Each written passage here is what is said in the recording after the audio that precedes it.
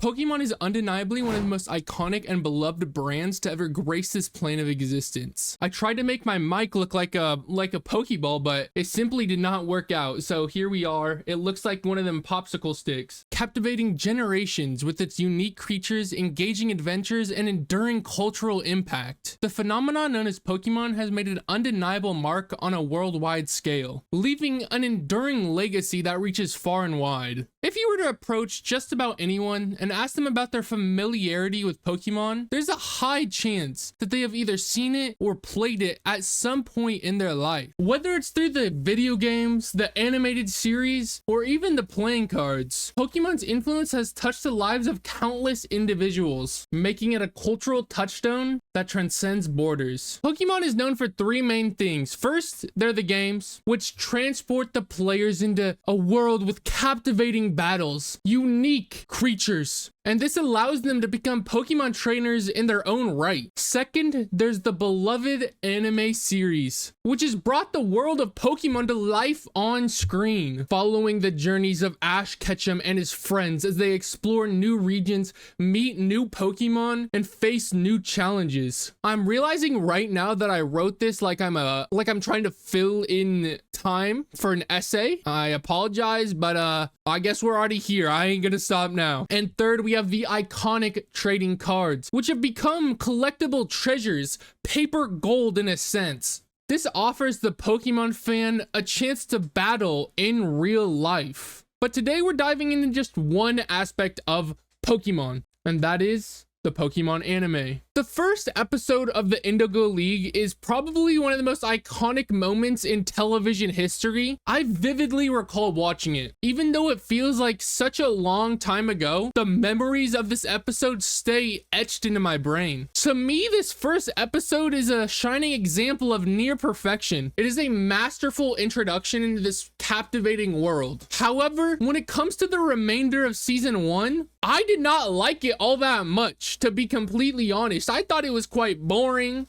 repetitive, and it was pretty much all filler. But of course, my opinion simply does not matter. Season 1 of Pokemon exploded onto the scene. It elicited awestruck reactions from people around the nation and around the world. And pretty much from this point onwards, Pokemon was just etched into society. I don't know if I already said this, but I look so yellow right now. My light bulb that I'm using to light my face is extremely yellow. It makes it look like I haven't brushed my teeth in about 3 decades. So that's unfortunate, but you don't have to look at my teeth. It's that simple. The Johto Journeys and the Johto League Championships marked a turning point in the Pokemon anime for me. Upon rewatching it about 2 years ago, probably at this point, I found myself genuinely enjoying it. Like, obviously it wasn't on the level of a One Piece or a Death Note, but you know, it was a good time filler. A little nostalgia here, a little Pokemon there, you know? Well, it is undeniably targeted towards children. I feel like it goes beyond mere superficialities. These seasons brought a life into these characters, which for me in season 1 didn't really have any. It granted them more depth beyond their original traits, I guess. It was no longer just about Ash's love for Pokemon or Brock's unusual and untasteful affection towards women. Brock needs to get locked up. I'm scared for anyone who is in his immediate vicinity. In addition to these seasons' improved quality, it also brought a new fan base to Pokemon. The anime got bigger, so that means more people are watching it, which means more people know of the Pokemon world. Oh yeah, by the way, haircut recommendations in the chat below. 1,000 likes, I'll get a buzz cut. 10,000 likes, I'll go bald. Thanks to the success of the Pokemon franchise as a whole, the cards, the games, the series, more people than ever were watching the show. It became a shared experience that transcended age boundaries. I love the word transcended. I know I've used it a lot, and I'm gonna keep using it. I think I wrote it more times down, and if I did, I'ma say it. I ain't switching up. Unfortunately and regrettably, I have yet to watch any of these seasons. And during my childhood, about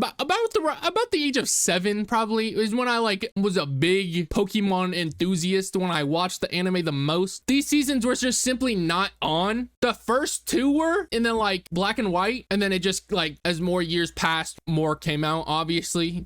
That's how it works. So these ones simply I've never watched because they weren't on when I was a child, and currently as I'm rewatching it, it's taken me a long time. There's like 1,000 episodes. I'm on Master Quest. I'm on season 4, so I'm about to get to this point. I haven't gotten there yet, and even when I do, that's another 300 episodes I have to watch. So I'm not waiting. I am not waiting until after I finish all of them. In my expert Pokemon opinion, the Black and White generation stands as the second best out of all Pokemon generations for the show. The Dragonite just was different. I mean, no way you didn't like Iris's Dragonite. It kind of marked a milestone in the Pokemon anime because there wasn't really anything like the Dragonite before. You have the Charizard in the first season, but that doesn't really count just because it's a dragon. You know, Charizard is cool, but it was one of the starters and he has all the starters, you know. And then the next season you had Goodra. That was the second one. We had no pseudo legendaries before this, at least on the main cast of people. You know how there's like the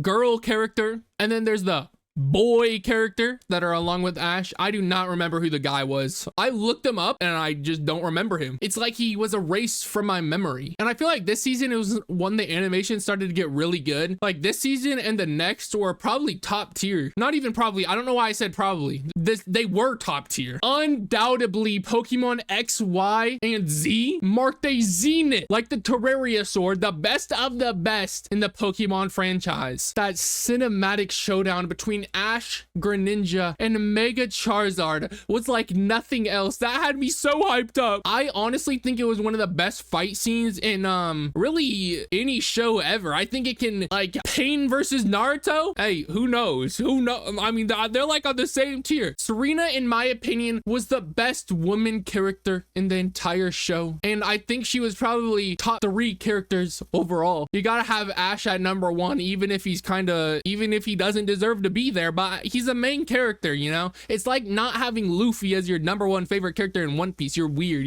You're weird and you're trying to be different and no one likes you. Her character felt like more authentic and relatable, I guess, to a sense, as if she was embarking on a genuine journey for herself and she just happened to tag along with Ash. I feel like a lot of the side characters up to this point have just been like, yes, they've technically had a ulterior motive, at least some of them, like that one with the Torchic, like she wanted to be like I forgot what it was, but you know what I'm talking about. If you don't, then look it up, I guess. Yeah, that's my job to do in this video essay where I did prior research, but we're not talking about that. But her and even Clement, to a point, they both stood out as different people. It didn't feel like they were just Ash's side characters. Clement definitely kind of, you know, his was not as great, but Serena, I definitely felt like she was her own character, which this anime has struggled with since the beginning. And like even more to boost this season, it had my 2 favorite Pokemon as like lead Pokemon. Luxray is my favorite Pokemon just of all time ever, and Greninja is my favorite starter of all time. So that's just a W for me. This season's ending was, to simply put, it was amazing. It was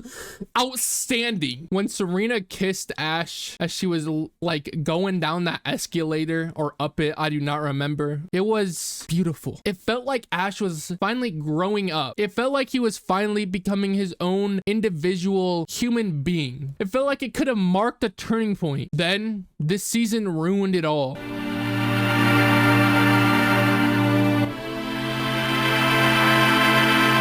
Undoubtedly, this generation stands out as the most disappointing generation. The games left much to be desired. This was actually, I think, my second game I ever played. I had the Pokemon Sun on the 3DS. I played Ruby before that. It was like a revamped version for the 3DS, but I had the Sun on the 3DS, and then I got the Ultra Sun or Ultra Moon, I cannot remember which one. I think it was Sun, on the Switch. And I think those were the first 2 games that I ever completed. When I played the Ruby, I was so young. Even when I played those 2 games, I was young, and I still remember it being bad. I hated that they had no gyms. I hated it. As I've grown older, I've went back and played some of the older ones. I played X and Y. I played Black and White. I played Ruby again because I love Torchic and I wanted to have him as a starter. I mean, we all played the Black and White new generation. Why am I talking about Pokemon games? Where even am I on my screen? script. I lost it. Oh yeah,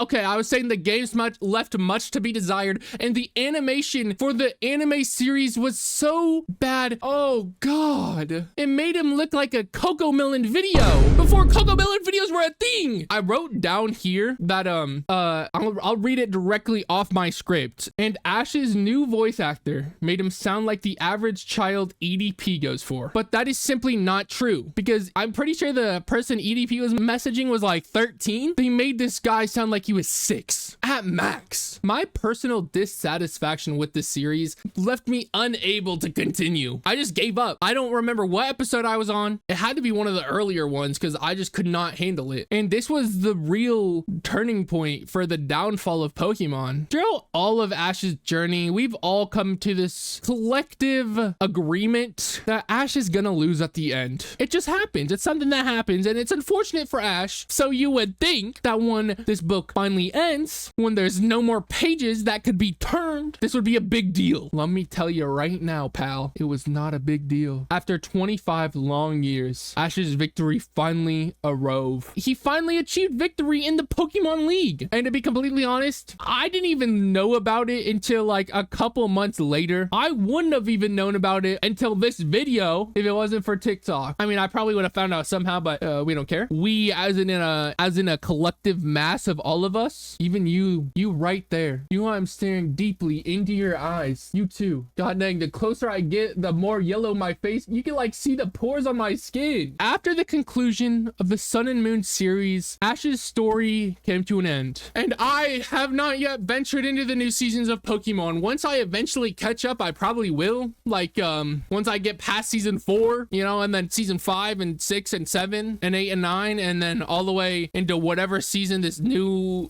stuff is. It's as if the show was riding this remarkable wave through Pokemon X, Y, and Z. It felt like every season was getting better and better, only to simply relinquish all that momentum once they hit Sun and Moon. I can't help but wonder about the missed potential. If they had allowed Ash to win in X, Y, and Z, let me tell you right now, it would have been gas. It would have been one of the greatest endings to ever touch this earth, to ever exist in this universe. The ending was already so good, and to cap off Ash's story would have made it so much better. And I think they definitely could have done it, because if you think about it, Ash Greninja was going against Mega Charizard. Mega Charizard is fire, Ash Greninja is water. And if you know anything about Pokemon, if you know anything about life in general, then you know water beats fire. But no, they had to bring it out one more season. They wanted to be like Game of Thrones. All they had to do was pull out, but they didn't want to, and it all exploded inside. Like all things, the Pokemon anime was inevitably going to fade out of existence. But if they just ended with that X and Y season, then it could have faded out perfectly. It didn't have to have a bumpy last ride. But no, in 2016, they had to start up Sun and Moon. And to be completely honest, they could have capitalized on Sun and Moon too. If they didn't have the animation bad and they didn't have the voice actor bad, it could have been good too, because they had the audience. Pokemon Go was literally a worldwide phenomenon. It was a world peace treaty, you know, like it was the greatest thing to happen to us in a long time. And I'm not even over exaggerating this. That brought in so many people. So it's not like Pokemon did not have the budget to make a good season. They could have, easily could have, but they didn't, because in the end, Pokemon didn't need anyone to take it out. It didn't need to slowly fade out of existence because it grabbed the shotgun and shot itself. That is probably too graphic for YouTube, but it ended its own life by not capitalizing this wave of success, because then they had another one in like 2020 with like Pokemon cards, but we didn't even get that far, so it doesn't really even matter. Thank you all for watching the video. If you did enjoy, please subscribe, please like. This took so long. This